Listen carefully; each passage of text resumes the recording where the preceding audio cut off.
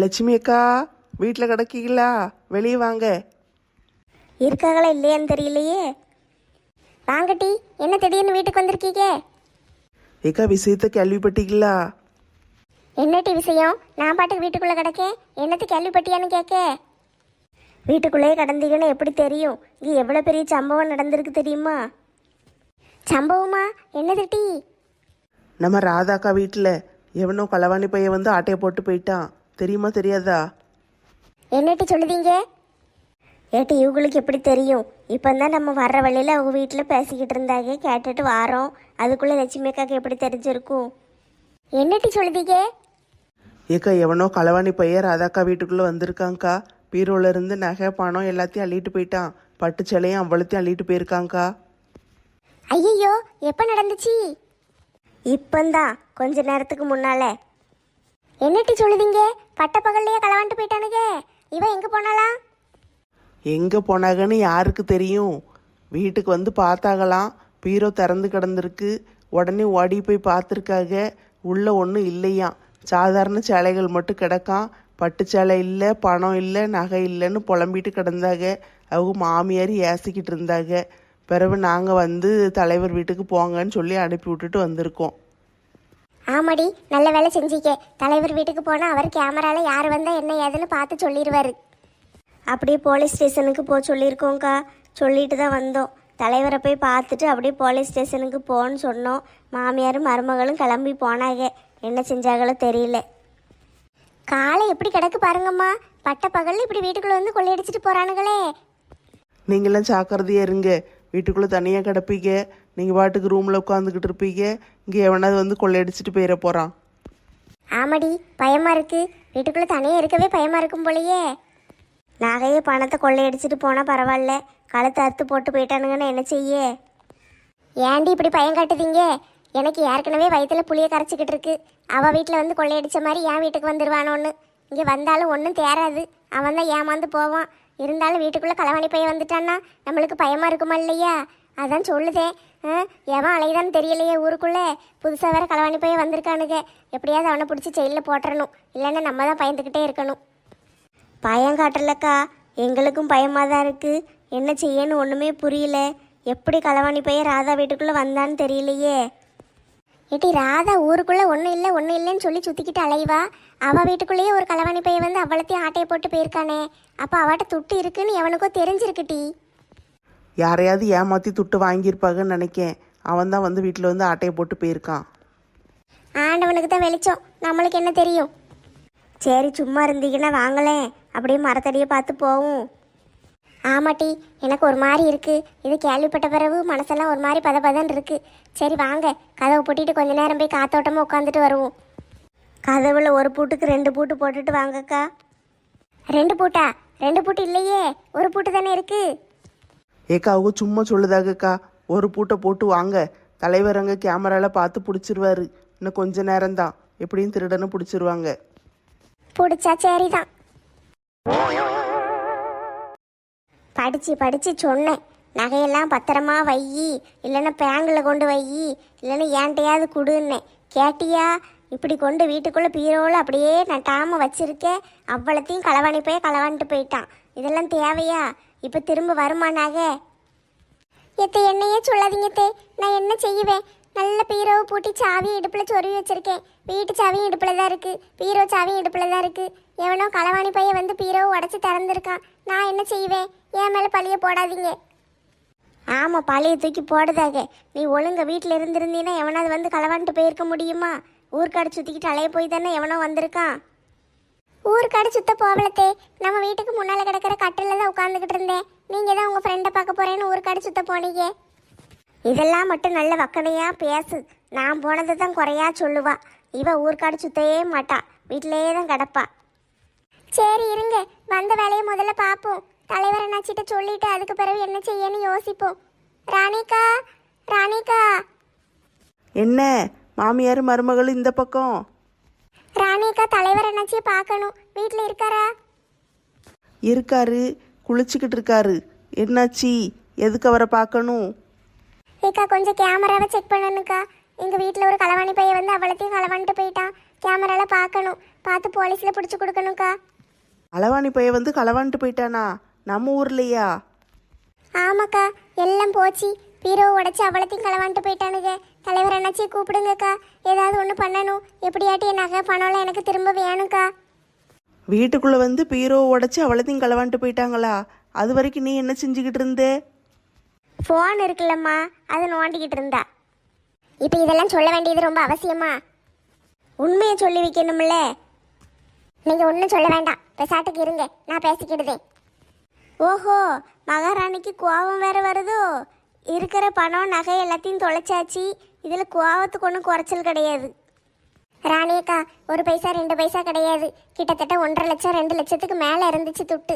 நான் உண்ணாம தின்னாம கொஞ்சம் கொஞ்சமாக குருவி சேர்க்குற மாதிரி சேர்த்து வச்சேன் ராணியக்கா. எப்படியாட்டு அந்த துட்டை திருப்பி கொடுத்துருங்க. திருப்பி கொடுத்துருங்களா? நானா உன் துட்ட களவாண்டு வச்சிருக்கேன், திருப்பி கொடுத்துருங்கன்னு என்கிட்ட கேட்க? ஐயையோ, தப்பாக நினச்சிக்கிடாதீங்க ராணியக்கா, நான் அந்த அர்த்தத்துலலாம் சொல்லலை. எப்படியாட்டு திருப்பி மீட்டு கொடுத்துருங்கன்னு சொன்னேங்க்கா. ஆ, அதான பார்த்தேன். சரி இரு, எங்கள் வீட்டுக்காரர் குளிச்சுட்டு வந்துட்டாருன்னு நினைக்கேன், கூப்பிடுதேன். ஏங்க ஏங்க, கொஞ்சம் இங்கே வாங்களேன். என்ன விஷயமா? இங்கே வாங்க, உங்களை பார்க்க ஊருக்காரங்க வந்திருக்காங்க. இந்த வாரேன். என்னம்மா, என்ன விஷயம்? என்ன தலையை தொங்க போட்டுட்டு நிற்க? இவ்வளோ நேரம் வீரவசனெல்லாம் பேசுன, இப்போ பேசு. அண்ணாச்சி, என் வீட்டில் வந்து எவனோ ஒரு களவாணி பையன் பீரோவை உடைச்சு அவ்வளோத்தையும் களவாண்டிட்டு போயிட்டான் அண்ணாச்சி. எப்படியாட்டு அதை மீட்டு கொடுங்க அண்ணாச்சி. வீட்டுக்குள்ள வந்து பீரோ உடைச்சு களவாண்டுட்டாங்களா? யாரும்மா அது செஞ்சா? அது தெரியாம தானே இங்கே வந்திருக்கோம். கேமரால பார்த்து சொல்லுங்க. எப்போம்மா நடந்துச்சு? இப்போதான் கொஞ்ச நேரத்துக்கு முன்னால் அண்ணாச்சி. பட்ட பகல்ல ஊருக்குள்ள களவாணி பையன் வந்தானா? நம்மளுக்கெல்லாம் தெரியாம எப்படி இருந்துச்சு? நீங்க தானே கேமரா வச்சிருக்கீங்க, பார்த்து சொல்லுங்க அண்ணாச்சி. போலீஸ் ஸ்டேஷனுக்கு போகணும். எவ்வளவு பணம், எவ்வளவு நகை? நகை ஒரு 7-8 பவுன் இருக்கும் அண்ணாச்சி. துட்டு வந்து ஒரு 1.5 லட்சத்துல இருந்து 2 லட்சத்துக்குள்ள இருக்கும். அதுக்கு பிறகு என் பட்டு சேலை ஒரு 7-8 பட்டு சேலையே காணும் அண்ணாச்சி. மொத்தமா எல்லாத்தையும் களவாண்டுட்டு போயிட்டான். என் கல்யாண சேலையை கூட காணும், அதையும் தூக்கிட்டு போயிட்டான். தம்பி, கொஞ்சம் கேமரால பார்த்து சொல்லுங்க தம்பி. எந்த களவாணி பையன் எங்கள் வீட்டுக்குள்ளே வந்தான்னு தெரியல. களவாணி பையன் வந்தானா இல்லை இவளே எங்கேயாவது ஒளிச்சு வச்சுட்டு போய் சொல்லுதாலான்னு தெரியல. நீங்கள் கேமரால பார்த்து சொல்லிட்டீங்கன்னா எல்லாம் தெரிஞ்சிடும். என்னத்தை இப்படி பேசுதீங்க? என் நகையும் என் பணத்தையும் நானே களவாண்டு வைப்பனாத்தே. உன்னையெல்லாம் நம்ப முடியாதுமா. அண்ணாச்சி, நீங்கள் கேமரால காட்டுங்க அண்ணாச்சி, பார்த்தாத்தான் இவங்க நம்புவாங்க. ஏம்மா, அது வந்து கேமரா கொஞ்சம் பிரச்சனையா இருக்குமா? என்ன அண்ணாச்சி சொல்லுதீங்க? என் வீட்டு முன்னால் ஒரு கேமரா இருக்குல்ல, அதை காட்டுங்க. உன் வீட்டு முன்னால இல்லைம்மா, எல்லா கேமராவும் கொஞ்சம் ரிப்பேராக தான் இருக்கு. அன்னைக்கு கோயிலில் சாமி சப்பரம் வந்துச்சுல்ல, அப்போ அவனுங்க பெரிய தேரா இருந்துச்சு, இழுத்து கொண்டு வரேன்னு வயரை பூரா இழுத்துட்டு போயிட்டானுங்க. கையோட இழுத்து அவ்வளோ வயிறு பிஞ்சு கிடக்கு. நம்ம நாளைக்கு நாளை கழிச்சு தான் ஆள் வாரேன்னு இருக்கானுங்க. கேமரா பூரா ரிப்பேர் பார்த்து மாட்டி விடணும். ஐயோ, அப்பனா களவாணி பையில கண்டுபிடிக்க முடியாதா? கண்டுபிடிக்கலாமா, பதட்டப்படாத. போலீஸ் ஸ்டேஷன்ல போய் சொல்லுவோம், அவங்க கண்டுபிடிச்சிருவாங்க. எனக்கு என்னமோ இவ மேலதான் சந்தேகமா இருக்கு. இவ தான் பணத்தையும் நகையும் ஒளிச்சு வச்சுக்கிட்டு போய் சொல்லுதான்னு நினைக்கேன். ஏத்தே, தயவு செஞ்சு சும்மா இருங்கத்தே, நான் அப்படிலாம் செய்யல. நான் வீட்டுக்கு வந்து பார்த்தேன், பீரோ திறந்து கிடந்துச்சு, உள்ள ஒன்றும் இல்லை. சரியா? என்னையே சொல்லிக்கிட்டு இருக்காதீங்க. அண்ணாச்சி, எப்படியாட்டும் உதவி பண்ணுங்க. என் பணமும் நகையும் சும்மா வரல. நான் எவ்வளோ கஷ்டப்பட்டு சேர்த்து வச்சேன்னு எனக்கு தான் தெரியும். எப்படியாட்டும் அதை காப்பாற்றி கொடுங்க அண்ணாச்சி, உதவி பண்ணுங்க. கவலைப்படாதம்மா, உழைச்ச காசு எங்கேயும் போவாது, கிடைச்சிரும். நீ போலீஸ் ஸ்டேஷனுக்கு போ, அங்கே போய் ஒரு கம்ப்ளைண்ட் கொடு. நான் போலீஸுக்கு ஃபோன் அடித்து சொல்லிடுதேன், அவங்க சீக்கிரம் கண்டுபிடிச்சிருவாங்க. அண்ணாச்சி, நீங்களும் வாங்களேன். இங்கே கொஞ்சம் முக்கியமான வேலை இருக்குமா, நான் பார்த்துக்கிட்டு இருக்கேன், நான் வாரேன். நீ போய் முதல்ல சொல்லிட்டு வந்துரு, நான் அதுக்கு பிறகு போலீஸை போய் பார்த்து பேசுதேன். இப்போ ஒரு ஃபோன் அடித்து நான் சொல்லிடுதேன், நீ முதல்ல போ. சரி, அப்பனா நானும் எங்கள் அத்தையும் போகிறோம். ஆமாம்மா, போங்க. போயிட்டு அவங்க என்ன கேட்காங்களோ கரெக்டான டீட்டெயில்ஸ் எல்லாம் கொடுங்க, அப்போ தான் சீக்கிரம் கண்டுபிடிக்க முடியும். சரிங்க அண்ணாச்சி, போயிட்டு வரோம். போயிட்டு வரோம் தம்பி. சரிம்மா, போயிட்டு வாங்க. ஏங்க, என்னங்க இப்படி ஆயிட்டு? எந்த களவாணி பைய ஊருக்குள்ளே சுற்றுதான்னு தெரியல. கேமரா வேற ஒர்க் ஆகலை. முதல்ல அதைத்தான் பார்க்கணும். எல்லா வீட்லேயும் எல்லாரும் பாதுகாப்பாக இருக்கணும்ல. நான் ஆரஞ்சு மண்டையனுக்கு ஃபோன் அடித்து கேமராக்காரனை எப்படியாட்டு இன்றைக்கே வர சொல்லி ரிப்பேர் பார்க்கணும், அப்போ தான் சரியாக வரும். அதை செய்யுங்க முதல்ல. நம்ம வீட்லேயும் பணம் நகை எல்லாம் இருக்குல்ல, கொஞ்சம் பார்த்து பத்திரமா எடுத்து வை. நம்ம வீட்டுக்குள்ளே லாக்கரில் தானே வச்சுருக்கோம், யாருக்கு தெரிய போகுது? கத்தி பேசாத, சவுத்துக்கு கூட காது இருக்கும். எவனாவது எங்கனையாவது நின்று கேட்டுக்கிட்டு இருப்பான். அமைதியே இரு. நீ எங்கே வச்சிருக்கன்னு யார்கிட்டையும் சொல்ல வேண்டாம். அதான் எனக்கு தெரியும்ல, அது எதுக்கு இப்போ சொல்லுதே? சரிங்க, சொல்லலை. சரி, நீ உள்ளே போய் வேலையை பாரு. கதவை மூடிட்டு பத்திரமா இரு. நான் போயிட்டு வாரேன். எங்கே போகிறீங்க? இப்போ தானே சொன்னேன், ஆரஞ்சு மண்டையனை பார்க்கணும், கேமராவை ரிப்பேர் பார்க்கணும்னு. ஆ சரி சரி, போயிட்டு வாங்க. எந்த கேமரா சரியாக ஆவலையோ இல்லையோ, நம்ம வீட்டு முன்னால் இருக்கிற கேமராவை முதல்ல சரி பண்ண சொல்லுங்க. இந்த தேரை இழுத்துட்டு போனவனுங்களை சொல்லணும், வயிறை பூரம் கூட சேர்த்து இழுத்துட்டு போயிருக்கானுங்க. முதல்ல நம்ம வீட்டு முன்னால் இருக்கிறத மாட்ட சொல்லுங்க. அது என்ன, நம்ம வீட்டு முன்னால் இருக்கிறது மட்டும் வந்தானுங்கன்னா எல்லாத்தையும் சேர்த்து தான் சரி பண்ண சொல்லுவேன். நீங்கள் எப்படியோ போங்க, நான் உள்ளே போய் வேப்பங்கொட்டை புளிக்குழம்பு வைக்க போகிறேன். வேப்பங்கொட்டை புளிக்குழம்பு வச்சு அவ்வளோத்தையும் நீயே குடிச்சிரு. நான் வெளியே பிரியாணி தின்னுட்டு வாரேன். 2 நாள் லீவ் போட்டுட்டு ஊருக்கு போயிட்டியே, இங்கே எவ்வளோ வேலை கிடந்துச்சு தெரியுமா? என்ன சார் செய்ய, ஊரில் அம்மாவுக்கு உடம்பு சரியில்லை, போய் பார்த்து தானே ஆகணும். அங்கே பாருங்க, யாரோ வந்திருக்காங்க. ஐயோ கடவுளே, இந்த கிளவி அடிச்சுக்கிட்டே வருதே. சார் காப்பாத்துங்க சார். என்னமாச்சு? எங்க முன்னாடி இந்த பிள்ளை போட்டு அடிக்கீங்க? யார் நீங்க? நான் இவளுக்கு மாமியார். மாமியார்னா அடிக்கணுமா? இவ செய்யுத வேலையெல்லாம் கேட்டிங்கன்னா நீங்களே இவளை தூக்கி போட்டு மிதிப்பீங்க. என்னம்மா செஞ்சீங்க? நான் ஒன்றும் செய்யலை சார். என் வீட்டில் எவனோ வந்து எல்லாத்தையும் களவாண்டுட்டு போயிட்டான். கம்ப்ளைண்ட் கொடுக்க தான் வந்தேன். வர்ற வழியில் எங்கள் மாமியார் அடிச்சுக்கிட்டே வராங்க. அப்படியே இவங்களையும் சேர்த்து உள்ளே போட்டுருங்க. களவாண்டுட்டு போயிட்டாங்களா? யாரு, என்னத்தை களவாண்டு போனாங்க? எல்லாம் டீட்டெயிலாக சொல்லுங்க. யாருன்னு தெரிஞ்சா நான் விட்டுட்டு சும்மா இருப்பேனா? நானே போய் அவன் மண்டையை பிடிச்சி ஆஞ்சு அவளத்தையும் பிடிங்கிருக்க மாட்டேன். யாருன்னு தெரியாம தானே இங்கே வந்து நிற்கேன். சரி சரி, என்னதுமா களவு போச்சு? பீரோக்குள்ளே இருந்த பணம், நகை, பட்டுச்சேலை எல்லாத்தையும் காணும் அண்ணாச்சி. ஏம்மா அண்ணாச்சின்னு சொல்லாதீங்கம்மா, சாருன்னு சொல்லுங்க. ஆ சரி மேடம். வீட்டில் இருந்தால் தானே எல்லா பொருளும் இருக்கும். வெளியே உட்காந்து ஃபோனை நோண்டிக்கிட்டு இருந்தால் எப்படி பொருள் இருக்கும்? எவனாவது களவான்ட்டு தான் போவான். எப்போ களவாண்டு போனாங்கம்மா? இன்னைக்கு தான் சார், ஒரு 11:30 மணி இருக்கும். சரி, அப்போ நீங்கள் என்ன பண்ணிக்கிட்டு இருந்தீங்க? நல்ல கேளுங்க, பதில் சொல்லுவா, கதை கதையாக சொல்லுவா. ஏம்மா நீங்கள் சும்மா இருங்கம்மா, அவங்க பேசட்டும். சொல்லுமா, நீ என்ன செஞ்சுக்கிட்டு இருந்த? நான் எங்கள் வீட்டுக்கு முன்னால் கிடக்கிற கட்டிலில் உட்காந்து ஃபோனை பார்த்துக்கிட்டு இருந்தேன். அப்போ தான் எங்கள் அத்தை வந்தாங்க. ஃப்ரெண்டெல்லாம் பார்க்க போகிறேன், சோறு பொங்கிருன்னு சொல்லிட்டு போனாங்க. நான் கூட இப்போ தான் பாத்திரம் கழுவிட்டு வந்தேன். டயர்டாக இருக்குது, கொஞ்ச நேரம் கழித்து சோறு பொங்குதேன்னு சொன்னேன். என்னை ஏசி விட்டுட்டு போயிட்டாங்க. சரி, அதுக்கு பிறகு? அதுக்கு பிறகு ஃபோனில் ஏதாவது ஆர்டர் போடலாம், ட்ரெஸ்ஸு, சேலை அப்படின்னு எல்லாத்தையும் பார்த்துக்கிட்டு இருந்தேன். அப்போ தான் ஒரு ஃபோன் வந்துச்சு. பேசி முடிச்சுட்டு வீட்டுக்குள்ளே போனேன். போய் பார்த்தா பீரோ திறந்து கிடக்கு சார். காலையில் பீரோல எல்லாம் இருந்துச்சாம்மா? ஆமாம் சார், என் மகன் பள்ளிக்கூடத்துக்கு போகும்போது துட்டு எடுத்து கொடுத்தேன். அதுக்கு பிறகு பீரோவை பூட்டி சாவியை இடுப்பில் தான் வச்சுருக்கேன். அவனும் பள்ளிக்கூடத்துக்கு போயிட்டான். எங்கள் வீட்டுக்காரர் வேலைக்கு போயிட்டாரு. நானும் அத்தையும் தான் வீட்டில் இருந்தோம். அத்தை ஹாலில் தான் இருப்பாங்க, எப்பவும் பெட்ரூம்குள்ளெல்லாம் வரமாட்டாங்க. போகிற பக்கம் பார்த்தா இவன் நம்ம மேலே பழிய போட்டுருவா போலையே. சரி, வெளியே உட்காந்து ஃபோன் பேசிக்கிட்டு இருந்தேன்னு சொன்னீங்களே, யார்கிட்ட பேசுனீங்க? அது என் ஃப்ரெண்டு ராசாத்தி ஃபோன் அடிச்சா. ராசாத்தி யாரு? அவள் ஒரு பெருமை பீத்தக்காரி. அவள் புருஷன் 10 பவுனில் நகை வாங்கி கொடுத்தான், அது வாங்கி கொடுத்தான், இது வாங்கி கொடுத்தான்னு சொல்லிக்கிட்டு இருந்தா. வெளிநாட்டுக்கு டூர் போகிறேன் அப்படி இப்படின்னு வயிற்றுச்சல கிளப்பிக்கிட்டு இருந்தா சார். அப்படியாம்மா? அதுக்கு நீங்கள் என்ன சொன்னீங்க? நான் மட்டும் என்ன தக்காளி தொக்கா? எங்கள் வீட்டில் எங்கே பார்த்தாலும் பணமாக கிடக்கும். பீரோ நிறைய நகையாக வச்சுருக்கேன், பணம் வச்சுருக்கேன். கட்டில் கடியில் காசு இருக்குது, அங்கே காசு இருக்குது, இங்கே காசு இருக்குது. நாங்கள் ஒரு பெரிய வீடு கட்ட போகிறோம், 25 கோடியில் செலவு பண்ணி வீடு கட்ட போகிறோம், அப்படி இப்படின்னு நானும் அடிச்சு விட்டோம்ல. 25 கோடியா? ஏ பாவி மக்கா! இதெல்லாம் நீங்கள் உங்கள் ஃப்ரெண்டு கிட்ட சொன்னீங்களாம்மா? ஆமாம் சார், அவள் எப்படியெல்லாம் சொல்லுதா தெரியுமா? நம்ம அதுக்குன்னு சும்மா பார்த்துக்கிட்டே இருக்க முடியும்? நமக்கு எண்ணத்துக்கு ஆகுறது. நம்ம சும்மா இருக்கக்கூடாதுன்னு நானும் நல்லா அடிச்சு விட்டோம்ல. எங்கள் வீட்டுக்காரர் எனக்கு வீடு கட்டி தர போகிறாரு, எனக்கு அது வாங்கி தருவார், இது வாங்கி தருவார், நான் அப்படி இருக்கேன் இப்படி இருக்கேன் நானும் அடிச்சு விட்டேன். அதை பார்த்தோன்னு அவளுக்கு ஒரு மாதிரி ஆயிட்டு. சரி சரி, நான் ஃபோனை வைக்கன்னு வச்சுட்டா. சார், இவங்க டீட்டெயிலை பூரம் சொல்லியிருக்காங்க, அதனால் எவனோ வீட்டில் வந்து ஆட்டையை போட்டிருக்கான். 25 கோடிங்காலே. ஏ மாரியாத்தா காளியாத்தா, 25 கோடிக்கு எத்தனை சீரோன்னு கூட இந்த கேடிக்கு தெரியாதே. சார், எப்படியாட்டி என் பணம் நகையெல்லாம் கண்டுபிடிச்சி கொடுத்துருங்க சார். நான் கொஞ்சம் கொஞ்சமாக குருவி சேர்க்குற மாதிரி சேர்த்து வச்சேன். எங்கள் வீட்டுக்காரர் வேலைக்கு போயிட்டு சம்பள காசை கொண்டு வந்து அப்படியே தருவார். அவ்வளோத்தையும் கொண்டு பீரோவில் கொண்டு சேர்த்து வச்சிருவேன். நான் எதுவுமே செலவு பண்ண மாட்டேன். எங்கள் வீட்டுக்கார்ட்ட தான் கேட்பேன். காய்கறி எதுவும் வேணாம், அவர் வாங்கி போடுவார். சம்பளத்தையும் கொடுத்துருவாரு. எக்ஸ்ட்ரா கிடைக்கிற காசில் காய்கறி எதுவும் வாங்கி போடுவார். நான் ரேஷன் கடையில் அரிசி வாங்கி அதை வச்சு தினம் பழைய கஞ்சி காய்ச்சி காய்ச்சி அவருக்கு கொடுத்துருவேன். நம்மளுக்கு இந்த பழைய கஞ்சியெல்லாம் செட் ஆகாது. அதனால நான் வீடு வீடாக சாப்பிட போயிடுவேன். அப்படியே சாப்பிட்டதை என் காலத்தை கழிச்சிக்கிட்டு இருக்கேன். ஆனால் என் துட்டை பூரா சேர்த்து வச்சு துட்டை மொத்தமாக ஒரு களவாணி போய் களவான்ட்டு போவான்னு எதிர்பார்க்கவே இல்லை சார். எப்படியாட்டு காப்பாற்றி கொடுத்துருங்க. இப்போ உண்மை வெளியே வருதா? என் பிள்ளைக்கு தினம் கஞ்சை காய்ச்சி கொடுத்துட்டு இவ வீடு வீடாக சோறு திங்கிறதுக்கு போவாளாம். சுடுச்சோறு திங்கணும்னு நீ போவியோ? என் பிள்ளைக்கு கஞ்சை போட்டுட்டு அதுக்கெல்லாம் சேர்த்து வச்சுதான் இப்போ அனுபவிக்க கெட. சோறுகிறு திங்காம துட்டு சேர்த்து வச்சிங்க சரிதான். அதெல்லாம் எதுக்குமா போன்ல பேசுதீங்க?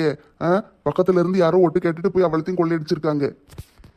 முதல்ல இவளை பிடிச்சி ஜெயிலில் போடுங்க சார்.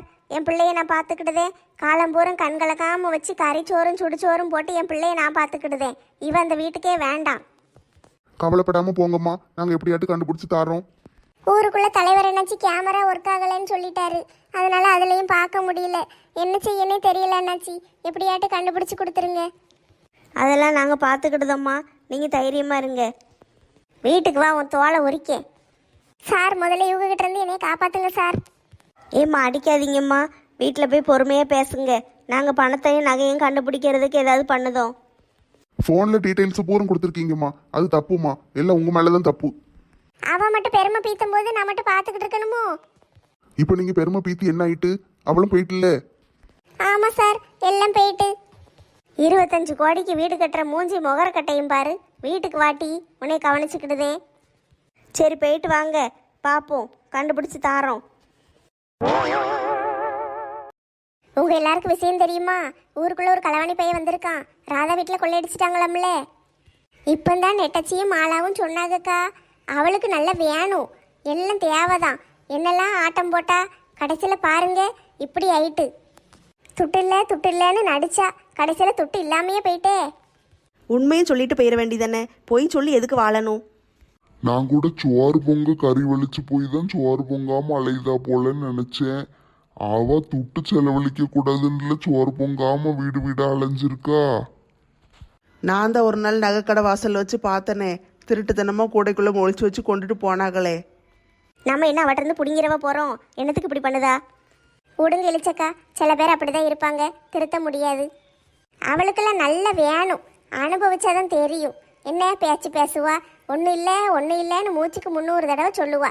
அதான் ஒன்றும் இல்லாமலே போயிட்டு. அவள் சொல்லுறது கேட்கும்போது பாவமாக தான் இருக்குது. அழுவுறா. என்ன செய்ய? நம்மளும் ஒன்றும் செய்ய முடியாது. எந்த களவாணி பையன் வந்தான்னு தெரியல. நீங்கள்லாம் ஜாக்கிரதையாக இருங்கட்டி.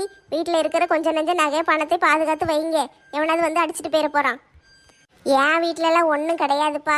ஒரே ஒரு செயின் கிடந்துச்சு. அதை கொண்டு அடவு கடையில் வச்சு தான் எங்கள் வீட்டுக்காரு கடைக்கு தேவையான பொருளெல்லாம் வாங்கி போட்டார். எவனாவது களவாணி பையன் எங்கள் வீட்டுக்கு வந்தால் வீட்டில் பீரோவை திறந்த உடனே உள்ள அடகு கடை சீட்டு இருக்கும். அவனா பார்த்து பாவப்பட்டு ஐயோ பாவம்னு அடவு கடையில் இருக்கிற செயினை திருப்புறதுக்கு துட்டு வச்சுட்டு போனாதான் உண்டு. நல்ல ஐடியாவாக இருக்கேக்கா. அடகு கடை சீட்டை வச்சோம்னா அவன் நம்மளுக்கு துட்டு வச்சுட்டு போவானோ? லூஸ் மாதிரி எதுவும் செஞ்சுக்கிட்டு இருக்காதீங்க டி. அடவு கடை சீட்டு எடுத்து எங்கனையாவது ஒழிச்சு வை. களவாணி பையன் வந்து பார்த்தான்னு வச்சுக்கோ, உள்ள நகை இல்லை சீட்டு தான் இருக்குன்னு கோவத்தில் அந்த சீட்டை கிழிச்சு போட்டு போயிட்டான்னு என்ன செய்வேன்? நகை எப்படி நீ வாங்குவே? ஆமாக்கா, நீங்கள் சொல்கிறது உண்மைதான். அப்படி ஆயிட்டுன்னு என்ன செய்ய? நான் சீட்டு எடுத்து எங்கனையாவது ஒழிச்சு வச்சிருந்தேங்க்கா. நம்ம வீட்டுக்குள்ளே கூட பாதுகாப்பாக இருக்க முடியல, எங்கே தான் போகவோ தெரியல. அதெல்லாம் தலைவர் வீட்டு கேமராவில் கண்டுபிடிச்சிருப்பாரு. இந்நேரத்துக்கு திருட்டு பையில பிடிச்சிருப்பாங்க. எல்லாத்தையும் வாங்கிடலாம்.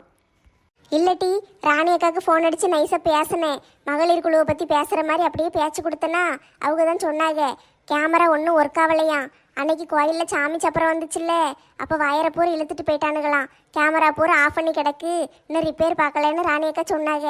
அதனால ராதா வீட்டில் களவாண்டது யாருன்னு கண்டுபிடிக்க முடியல. போலீஸ் ஸ்டேஷனுக்கு தான் போயிருக்காங்களாம் மாமியார் மருமகளும்.